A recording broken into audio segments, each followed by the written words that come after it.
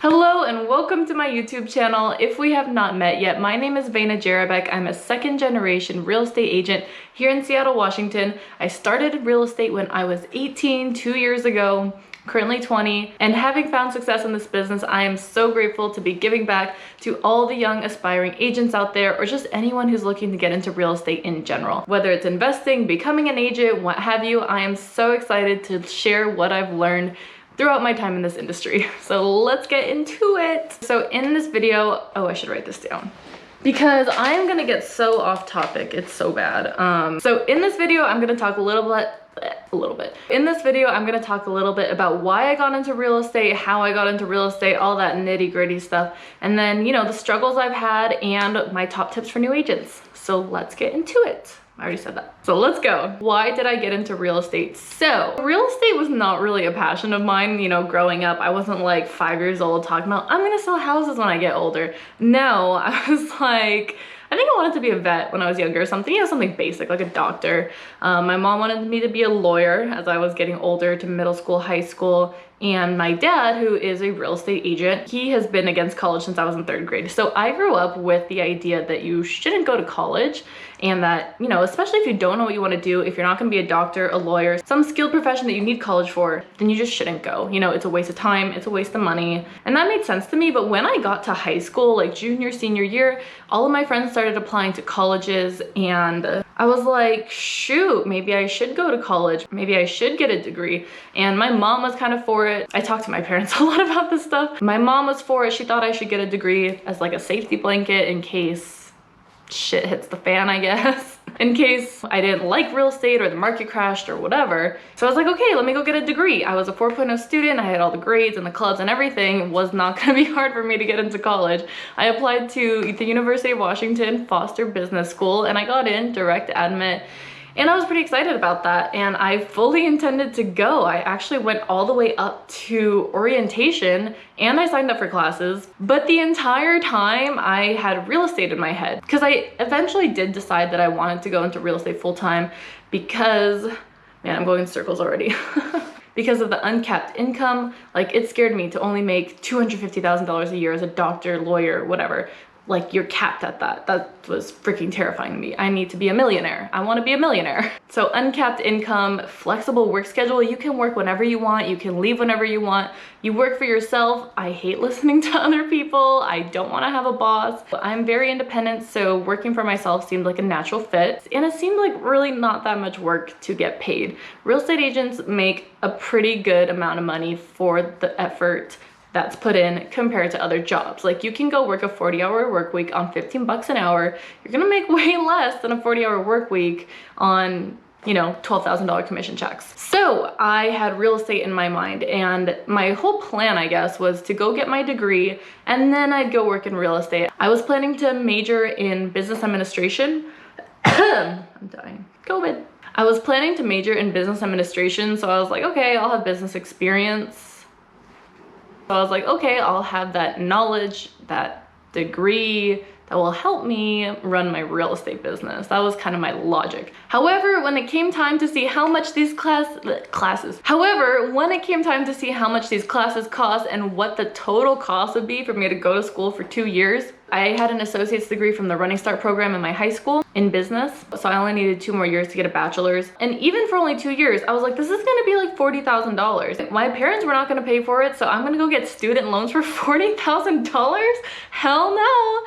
When I could go make $40,000 in real estate, it was like a no-brainer at that point because I knew that I had a really strong work ethic and that if I put my mind to it, I would be successful. I wasn't even relying on my dad or anything at that point. I was just like, honestly, $40,000, that's like 4 houses max. So I just did the math and I was like, okay, 1 year of school is $20,000. If I can't sell 2 houses in 1 year, then yeah, I really do suck and I should go do something else. Obviously that wasn't the case, but even selling 1 house in a year makes you positive cash flow instead of in debt. So that was in my mind the whole time. And obviously I had fears about if I'd make it, if I could get over my social anxiety and make it in this industry as an introvert, because talking to people honestly scared the crap out of me. But ultimately my deciding factor was that I could always go back. You know, I'm young. young. Real estate is my passion now. This is what I want to do. I turned 18, I have my high school diploma, I can go take the test. So I dropped out. I canceled my classes, I went and took my real estate test, and I became a real estate agent. So becoming a real estate agent is so easy, you guys. There are 2 million agents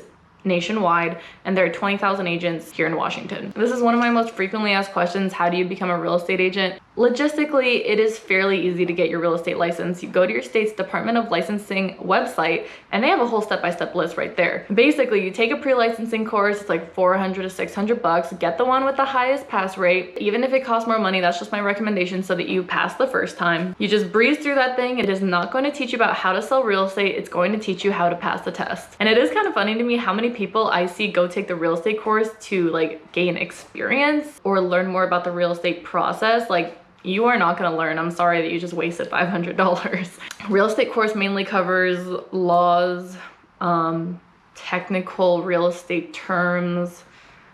I don't even remember. That's how much you don't use it in the field. But yeah, so my advice on the course and the test is to get through the courses as fast as possible. Take the practice exams that come with the textbook or online, whatever. Take practice exams until you're passing them consistently. Write down the questions that you fail and study them for the test. You only need like a 70 to pass the test. The requirements on the test vary by state, and you need to get a license in every single state you want to practice in. Easy peasy. And I think that when I get this question, people are actually less concerned with the logistics than how to actually start making money in real estate. So let's talk about that. How do you make money in real estate? How did I make money in real estate? So I did not cut a check by myself for about 6 months. I would do half deals with other agents, showing their buyers properties, kind of acting as a showing agent for a while, shadowing a lot, helping out with other agents' listings in my office. So I made a little bit of money, like maybe 5 or 8 grand in 6 months. But during this whole time, I was getting over my fear of talking to people by watching the other agents in my office sell and reading books and practicing my real estate scripts. For me, my biggest real estate lead generation was cold calling. So when I finally got over my fear of talking to people and I was on the phones about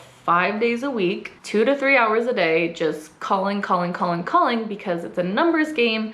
And I figured if I talk to enough people, someone has to say yes. And someone did. So I got my first listing in about 6 months. It sold in about 20 days and I got paid 30 days after that. It was like a $14,000 check. I'm not gonna lie. It was a nice house. But the key was building my skills, learning how to talk to people, knowing what to say, how to present to sellers, and being confident. So this is when I was 19 years old. I got licensed like 2 months before I turned 19 because I was lazy with the course. It took me like 4 months to finish my course. I'm not gonna lie. It was like summer and I was like trying to chill.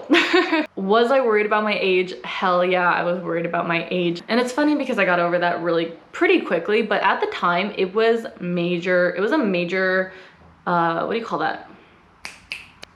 Roadblock, I guess. In my mind, my age was a major roadblock. When I was 18, I was really like, okay, I'm 18. No one's gonna take me seriously. No one's gonna trust me with their $500,000 investment. They're gonna ask how old I am. They're not gonna wanna work with someone so young. But the way I got over it was I was like, let me just be a top agent. Let me just figure out what all the top agents do and do it. So I am a big believer in real estate coaching. I am with Tom Ferry Coaching. And before I got into coaching, I was going to Tom Ferry real estate events since I was about 16. Honestly, these events are pretty underrated and I don't even talk about them as much as I probably should and recommend them because they really changed my life. Live speakers, everything that was being taught, listening from top agents. I've gotten the great pleasure of listening to so many great people live. I've seen David Goggins live, Tom Bilyeu, Gary Vaynerchuk. They were all present at these events and what they had to say is awesome. And meeting millionaire agents from all around the world is so awesome. Building connections with them and picking their brains about what they did to become successful. That's probably what really jump-started my real estate career and really solidified my decision to start selling real estate. So anyways, where was I? My age. So anyways, I'm 18. I was like, okay, I know what top agents do. Let me go do it. Let me learn the scripts, learn how to market property, how to brand myself on social media, how to create video. Video marketing actually helped me a lot in building confidence in my presentation. And when I had the confidence and I knew what I was talking about and I was a local market expert, which means I knew what the hell was going on in my market, people listened and people appreciated what I did. And I had an advantage being young. I don't have kids. I don't have another job. I have all the time in the world to be here for my clients. I got nothing better to do than sell real estate. So once I built that momentum in June 2020, I closed 14 more deals by December. These were a mix of buyers and sellers. I even had a couple referrals already because people really appreciated what I was doing for them. I was independent at this point. I was a solo agent. I was working with my broker. I would lead generate myself. I would be cold calling and pre-qualifying sellers and buyers. And then for my first couple appointments, I would bring my dad, who's also my broker, with me to the appointment. He would close them, honestly, and any good broker will do this for you on your first couple of deals because it's important to serve the customer and have someone who will answer the questions that you might not necessarily know. And it really only took me like 3 to 4 transactions to get the hang of it and go off on my own. So I was an independent agent at that point. Eventually, my first team member approached me. He was like, hey, I see what you're doing on social media. It looks like you're making a lot of money in real estate. Can I get in on this? Can I work for you to learn real estate? So I brought Kyle on. We were working together every single day and holding each other accountable for coming into the office and making our calls and all that good stuff. And eventually we brought even more people onto the team, and having this team setting really accelerated my productivity and everyone on the team's productivity. We were there together. We were holding each other accountable. We were learning together. We were going to events together. We were in the panorama, so we did the live events virtually in the office, but it was a lot of fun and it made everything a lot easier and a lot funner.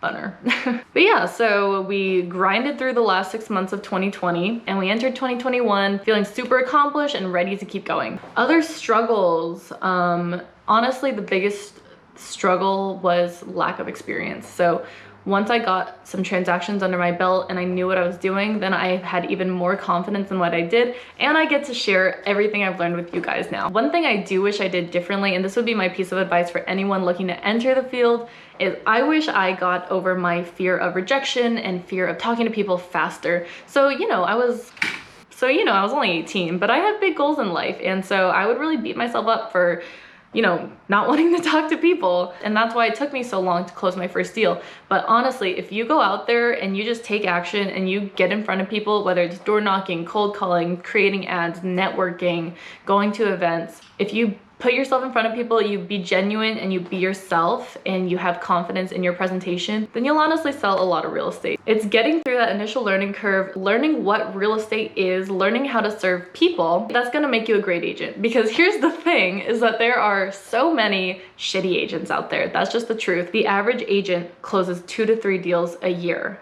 That's terrible. Like, what do you do for the rest of the year? The reality is that most agents are not interested in serving people. They're not interested in giving our industry a good name. They're not professional. They're lazy. They're not motivated. They don't take their job seriously. And especially when I was thinking about competition, when I realized that most agents really aren't that great at all, and that 10% of agents do 90% of the work, I was like, okay, if I just get my shit together, learn how to be a great agent, I don't even have to worry about competition. And I haven't worried about competition since, especially because I got serious about selling real estate right at the first COVID shutdown. They shut down real estate for like 4 or 5 days here in Washington, but once we got lifted, I was like, wait, okay, most agents are not going back to work. They are shut down, they're staying at home, they're taking advantage of being able to do nothing. So let me go out there and serve their customers, basically. Let me go out there and serve the market. And I really did feel like there weren't that many agents out there working, but I feel like there actually are a lot more agents now, because since then everyone's had time to go get their real estate license. I'm really happy where I am now. I'm super proud of my team